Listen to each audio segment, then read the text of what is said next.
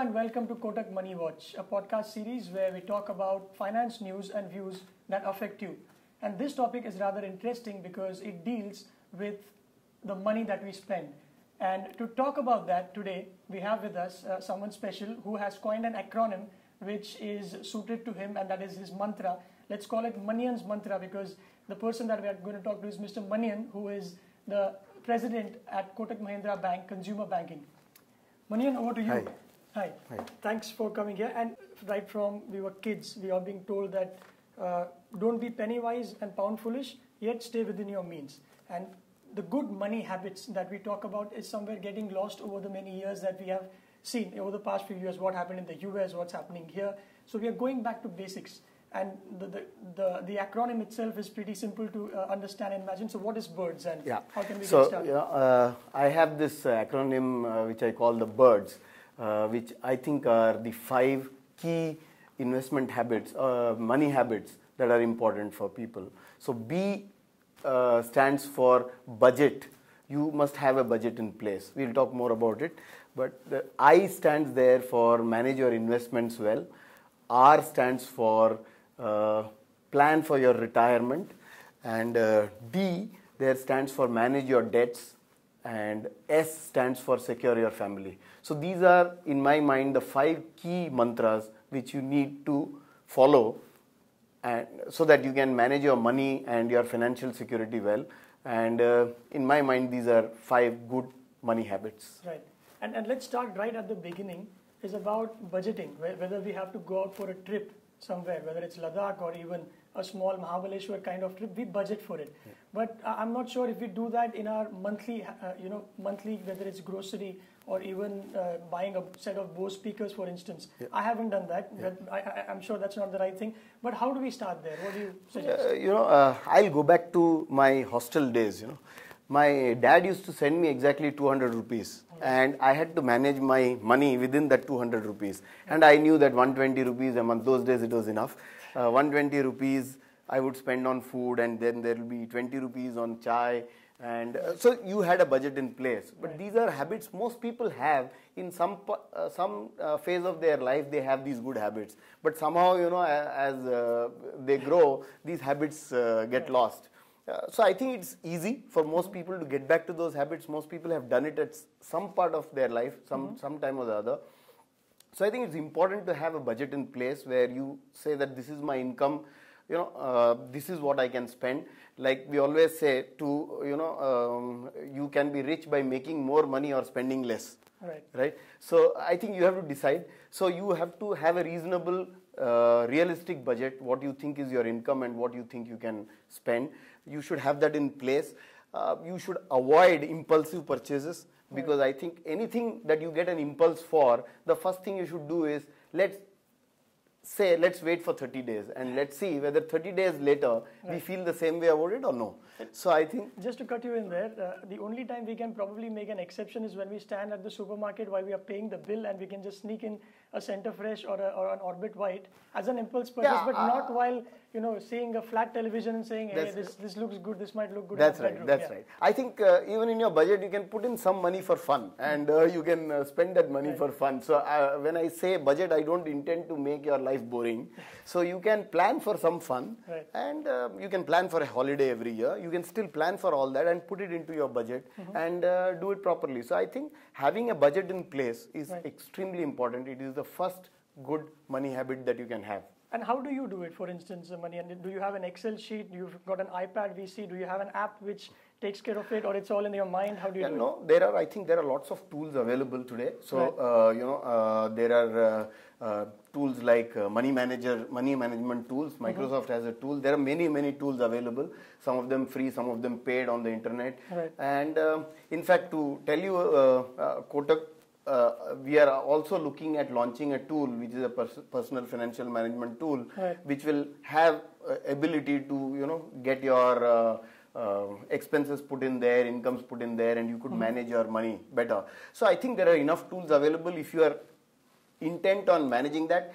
Actually, it is more an intent rather than the ability, because in good old days when there was no Microsoft, we used to manage it on a small notebook, and many family wives have managed it on their notebooks, right? Or at the back of their calendars. So I think it's more the intention and the willingness to do it rather than the availability of tools. I think there are a hell of a lot available. Right. And once let's say we get into this good habit of budgeting our expenses, and we hopefully will start seeing the effect in, let's say, 6 to 8 months when we have that extra money. Moving on to your second acronym, that is the second letter, that is I. When we have that bounty of money, how do we ensure that we invest it soundly? Even before we get there, I think some of the other things about budget is, I think a lot of people again do it intuitively, but I think it is important to plan for these things well. Is things like, making sure that you have whatever loyalty points you have earned on various cards and all that, you use them. Use all the discounts that are available from your service providers. So I think if you keep a hawk-eye for these things, I think a lot of money can be saved. And these are important small savings which finally matter in the long run. But Manian, there is a flip side to it too. Don't you think that you have the credit card points? I know we are going to talk about it soon, but there are people who would go on a buying spree because, hey, I'm getting those 5 extra points. I just got a Dell laptop on a credit card, and I was happy about the points that I gained. But some people do it on clothes and apparel, which is quite a costly purchase. I talked about impulsive purchases. I think credit cards land up encouraging impulsive purchases because you need not have money in your pocket, and the plastic you can just use to make sure you make a purchase. So I think cards are a dangerous thing if you are inclined to impulse. So I think you must control that. Is easier said than done, I understand, but I think it's a very important money habit. Part of the budget process is also to avoid impulses, as we said. And if you have a card, I would suggest that people should not look for much high limits on their cards. One of the things that aids impulses is that you ask for a high limit on your cards, and therefore that increases your ability to spend, and therefore impulses are kind of given momentum. So I think to keep the limits reasonable is important. So I think cards you must have because they are convenient, but at the same time I think you should keep the limits low. Talking about limits, I know about a few people that I know boast about their limits. So there is sometimes talking about I have a 3 lakh limit or a 2 lakh. That's the problem with limits, right? It boosts your ego when a company says that I give you 5 lakh limit, 10 lakh limit. You feel very worthy of it, and therefore it drives your ego. But I think it's a very dangerous thing. I think you should choose the limit to what you think you need in a month. You are likely to spend in a month. And you must make sure that you don't revolve. We will talk about it. Cards have, other than budget, they have an implication on how you manage your debts. We'll talk about it in our D. Absolutely. Moving on to I, that is investments. With so many places to invest today, right from even a simple fixed deposit, PPF, equity, gold. We are seeing what's happening with gold nowadays. So how do we plan? How do we start? What is the starting point according to you for investments? How do we begin there? Let me put it this way. The whole area of managing your money, managing your investments is about setting the right goals. The first thing you have to do to begin is to set goals for you. So you must have certain goals. You must, people need to plan that they will want to buy a car, they will want to buy a house, they will want to send their children for education, they will want to send their things of that kind, or have marriage in the family. So these things need to be planned for, and therefore the first thing you do when you manage your investments is to set goals. These goals have to be realistic because you may set goals which are unachievable given your level of income and expenses. So obviously they need to be realistic is one part, but at the same time, there must be some stretch in them. I mean, you must put in some stretch. What looks likely today, obviously you have to build some optimism, not let's say exuberance, but some optimism has to be built in, and you must set your goals. So the first point is to set goals. Second is, I think, saving in complex instruments is not okay for most people. I think avoid complexity in your investments. Don't get into very complex instruments. Avoid things which look too good. Anything that looks too good to be true is Right. not true. Yeah. Right. So I think avoid. People will come to you. There will be gossip around parties. There will be tips saying that why don't you invest in this stock. I think these are not the right way to go about investments. I think you have to be more organized about it. Plan for goals. Think about what is your risk appetite in the sense. You cannot invest in equity if you think you are going to look at the market every day, look at the index and get blood pressure. You Right. shouldn't be in equity.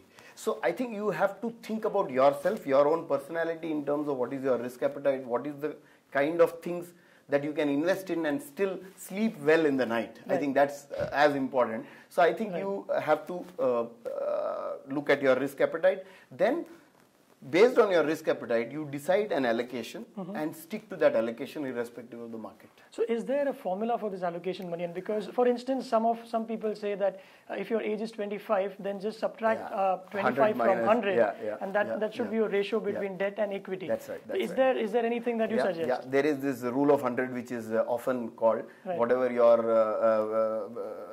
your age, deduct 100 from that, and Right. that must be your equity. So the basic fundamental principle of that thumb rule is that younger you are, longer time you have to plan your investments, and therefore the higher should be your equity allocation, Right. because equity is supposed to give you better returns in the long run, whereas debt is supposed to give you steady returns in the long run, but equity can give higher returns than debt in the long run, and that's the logic of deducting 100 age from 100. So if you're 25-year-old and you put 75% of your money in equity, it is expected to grow Right.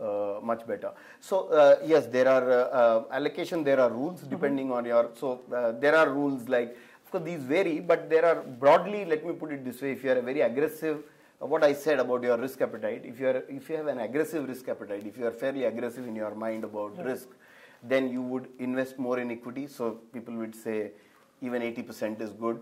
Yeah, but if you are a conservative type, even 10-20% is high. So I think it is important to know that. And these things actually, it's like this. I think when you are unwell, you go to a doctor. If you have a legal problem, you go to a lawyer. But most people hesitate to go to an investment advisor when they have to worry about investment. Investment is also as important as your health. And therefore, there are experts who know about investments. I think many people shirk paying a small amount of money to investment advisors because they think it is not worth it and they think they know it all. I think it's worth paying some money. I'm not saying spend too much on it, but yes, some money to an advisor may be actually a worthwhile option, because that helps you plan your investment in terms of setting goals, looking at your risk appetite, making an allocation and then sticking to it, and generally keeping simple the options simple there. So I think managing investments, the I that stands for is about all these things put together, and I think an investment advisor here is not a bad idea to have. And the ones who are listening very intently, to budget for an investment advisor, you need to go back to that B and a little bit That's of right. You're right. a little bit of Little money bit of there. money you just keep aside for that.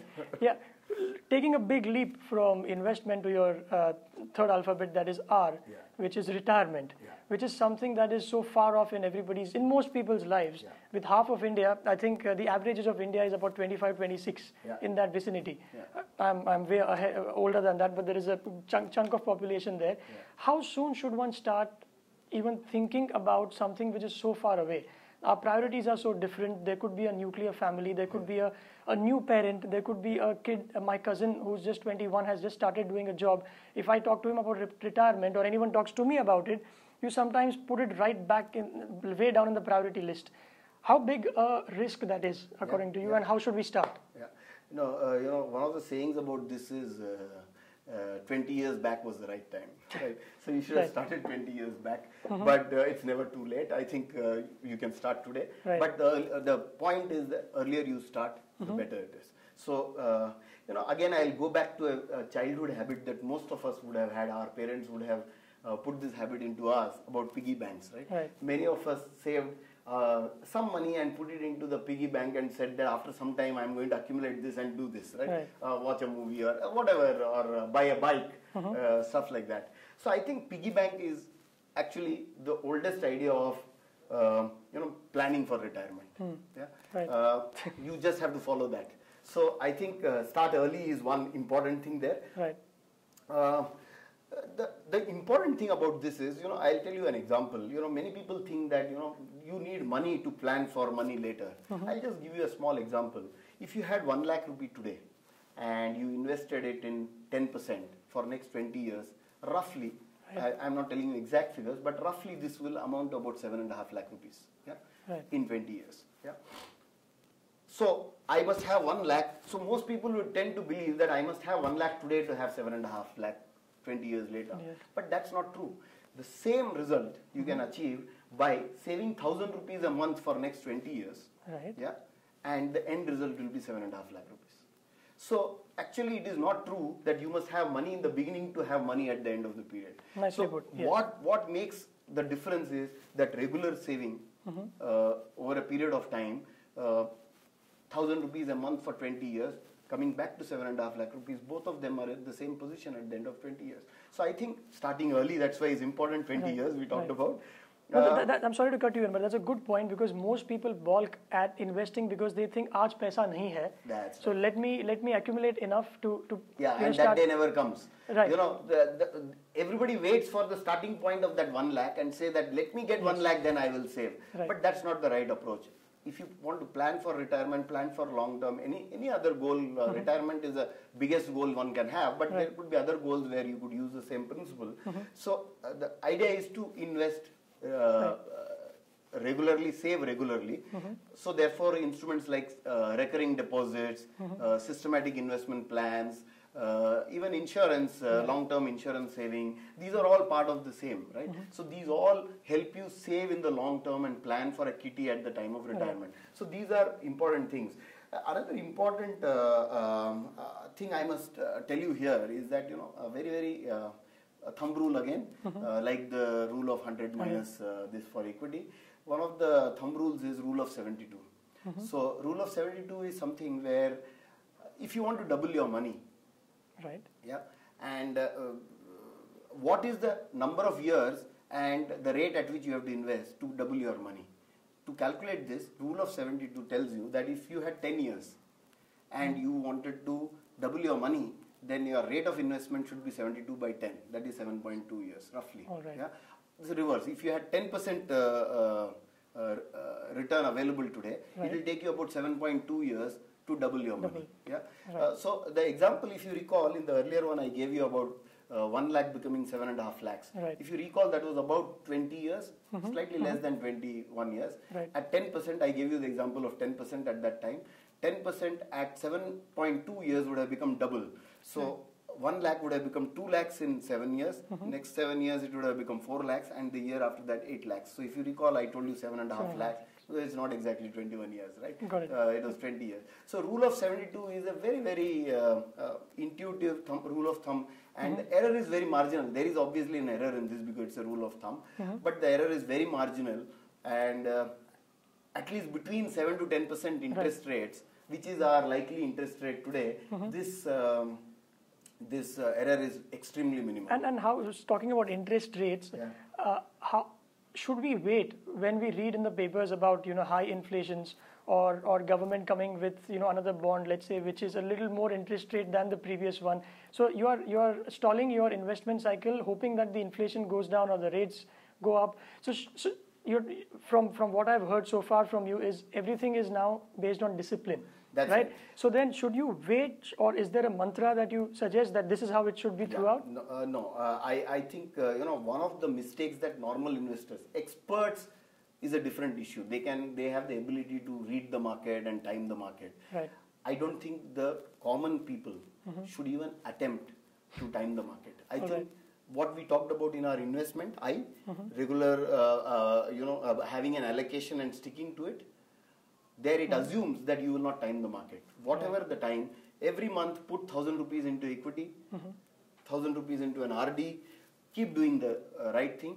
In the long run, enough data is available actually to prove that very few people succeed timing the market, and surely not the common man. Common man should stick to an allocation and regular investment is a much better method, which is part of the I that we talked about. So there's one more important thing about saving regularly.